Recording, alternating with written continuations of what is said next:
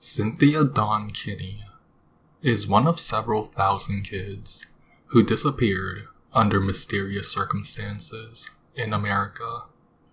It is a statistic that individuals who disappear after 48 hours will never be recovered. When these 48 hours expire, hope becomes dim and nothing becomes certain. So, who was Cynthia Dawn Kinney? What was she doing that day? And why did she disappear?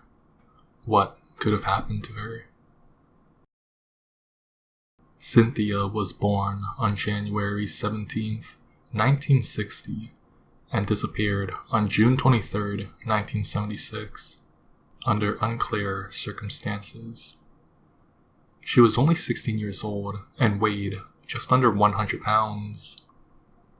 She had been hired by her uncle and aunt to work at their laundromat in Oklahoma, and on that fateful day, she had arrived early that morning and worked there alone at 9 a.m. And that was the last known location of Cynthia. She was never found, dead or alive, and we cannot know for certain or claim what really happened to Cynthia. What we do know is that she was an excellent, successful student and a popular cheerleader. People who knew Cynthia had noted that she had a nice relationship with her parents, and everyone seemed to like her. Unpopular kids are very prone to being victims of disappearances. Children, especially teens, who don't have much company, and who are withdrawn and act mysteriously, often have some kind of problem that they hide, usually by trying to run away from it all. However, Cynthia's biography is full of positive social connections and relationships, so it is highly unlikely that she simply ran away from home. All the facts, for now, indicate that she disappeared against her will. Perhaps she was abducted by someone she knew, or maybe she was kidnapped by a complete stranger. What official research has shown is that Cynthia was seen with a man who had a very dark past, someone who you would not want your children to be around. This man's name was Hobart Green, and he confessed to killing his own son, and is also suspected of killing his wife, who mysteriously disappeared and was never seen or heard from again. Green's daughter testified against him in court and stated that she had witnessed the murder of her mother by her father. However, given all of this, the case with Hobart Green has never been officially connected with the disappearance of Cynthia Dawn Kinney.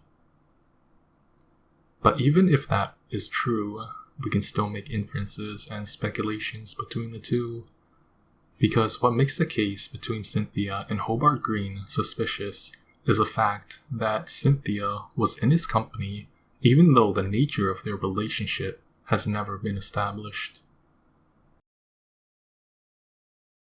It may be possible that Green followed her as a predator who saw her as a beautiful teenage girl that he could get a hold of. It should be noted, however, that Cynthia's attitude towards him was obscure and unknown. What is a fact is that on the day of her disappearance, Green was seen talking to Cynthia. An eyewitness claimed to have seen Cynthia and the suspicious Mr. Green together that day, merely minutes before her disappearance.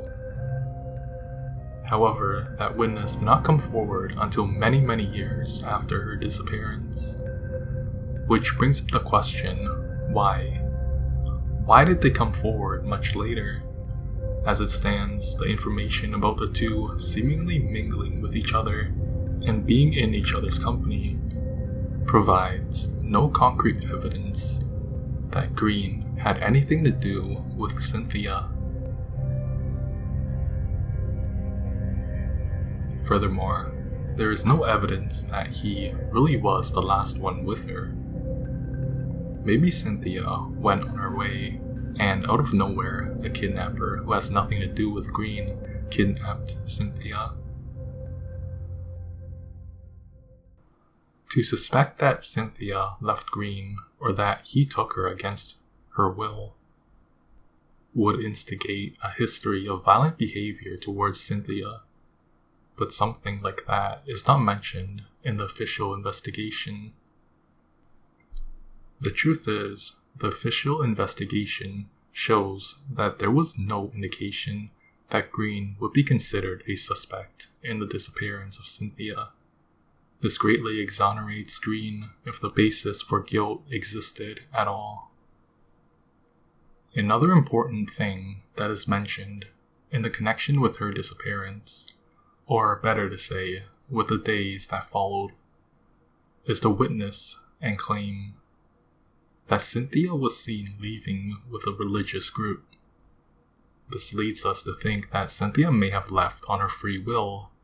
There are claims by many witnesses who saw Cynthia after her disappearance, although those claims have never been confirmed. Given the circumstances under which she disappeared, such stories are unlikely to be true. Quite logically, the question rises, if this is true, why shouldn't her parents know about Cynthia's inclination towards another religion or another religious way of expressing their love for something sublime? Simply, why would she be in a religious group or cult? Why would no one else have heard of her being in such a group? Nowhere is it stated that Cynthia had any other religious experience in those days prior to her disappearance. Another theory of her disappearance is that she was simply fed up with her ordinary life and decided, with her free will, that she wanted to leave her home. Teenagers who leave home is not a new topic, and it is certainly something that happens every day in thousands of homes. The problem with this theory is that when runaway teenagers realize they cannot live without the financial and emotional support of their parents, they call their parents, relatives, and friends for salvation. But the fact is, no one has heard from Cynthia, not her parents, not her relatives, and not her friends. Therefore, the possibility that she left on her own free will is very unlikely. That is, unless she was able to sustain herself alone. Being a teenager with good grades and wits, it is possible that she found a good paying job and decided to live a quiet life far away from home. But that leaves out the question to why she left and why no one has reported seeing her when she was deemed missing. Through all of this, the disappearance of Cynthia remains a mystery. Did Hobart Green have something to do with her disappearance, or was it a stranger that abducted her that fateful day? Did she become entranced with a religious group or cult? If so, was she forced into it, or was it with her own free will? Finally, if she left on her free will, why has no one reported seeing her after all these years?